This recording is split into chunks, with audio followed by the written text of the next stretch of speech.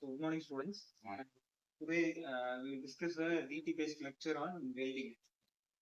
So before getting into welding, let's empathize why we need to do welding. Suppose imagine we are making a table like this. So we will be having different rods like. So different rods make up the table. Am I correct? Yes, sir. So how many rods are there? Can you say? 4. 1, 2, 3, 4. The bottom there are 4. So about 8. So here there will be something say 12. So you'll be having some 12 rods together. 12 rods. When you join them together, you will be making a table. How to join these 12 rods together? Welding. Yes, very good. We can do welding. So welding is actually nothing but joining two metals together. So when you join two metals together using heat, it is called as welding. So let's discuss the materials required. Say welding. First thing required is something to weld. So that may be called as a workpiece. So once you have the workpiece, then you need a source of heat to melt it. So source of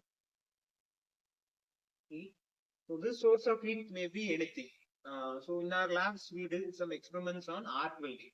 If you remember correctly. So arc welding, the source of heat is electricity. So we are using electricity to generate the heat. Similarly, if you use gas welding, you will be using source of heat is gas welding, gas. So we will be burning the gas, similar to your household LPG. What we'll be doing in a household LPG, same thing. We'll be using gas to generate the heat. So two major types of welding is one is arc welding, another one is gas welding. So major welding process will revolve around these. So source of heat, and next thing is called as a tool. So as Mithru said, it's called as electrode in arc welding. In arc welding, it's actually called as electrode. So different names will be there. So the general term will be a tool. So we'll use a tool to weld two metal pieces together. Next thing is actually called as a filler material. What filler material is?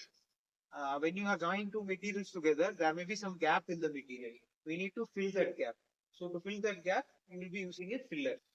So filling the gap, actually the name is actually called as a filler. Filling the gap is called as a filler material. Filler material will be similar to the same material which we are welding. For example, if you are using workpiece as cast iron, then filler material will also be cast iron. So that's the thing. Workpiece, source of heat, tool, filler material, and then another thing is actually called as a inhibitor. What is this? So what happens? Imagine you are having iron, normal iron bar. If you place it in a place and leave it for 10 days, what happens to it? It will rust. So rusting is actually called as, what's the process beginning that? Oxidation. So what happens is that it reacts with the oxygen and forms oxide. So it is actually called as rust or iron oxide. It is in the normal temperature. It takes around 2 or 3 days. Imagine if the temperature is increased, what happens to the reactivity? Will it increase or decrease? Reactivity will increase. So imagine it is a red hot material. So the reactivity will be very, very high. So it will react with oxygen readily. So just I will explain. Imagine this is the welding zone. So in this region is melted. So oxygen will come and form iron oxide readily. So I have to prevent this. What I have to do is I have to prevent oxygen from entering the zone. So to prevent that, we will be using something called as inhibitor. So what is that? We will discuss in the next steps. So these are the 6 things that we need actually: workpiece, source of heat, tool, filler material, and inhibitor.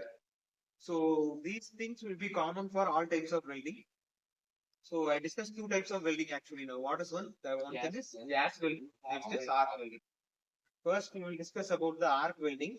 So what we will be doing in arc welding is we will be using electricity to join two metals. We will be using electricity to generate heat, and that heat will be used to melt and join two metals together. So can we use normal electricity to melt a material? So normal electricity is what's the volt of normal electric current? Around 230 to 240 volts, and the current will be in the range of 10 amperes. So when you multiply this, you will get something watt. Okay. So this is not sufficient to actually melt the material. What you have to do is you have to increase the current. So that can be done with the help of a transformer. So you would have studied in your basic electricals. There are two types of transformer. One is step-up transformer, step-down transformer. So what we need in this case, what type of transformer we need? Step-up transformer. I have to increase the current. So I will be using a step-up transformer. That will be my source of heat. So then the rest is same. You will be using a workpiece. Source of heat is current here actually. Then the electrode will be actually the same material as that of the workpiece. Electrode will be same the material of the workpiece. So it will also be used as a filler material. So that is regarding this arc welding process. Thank you, students.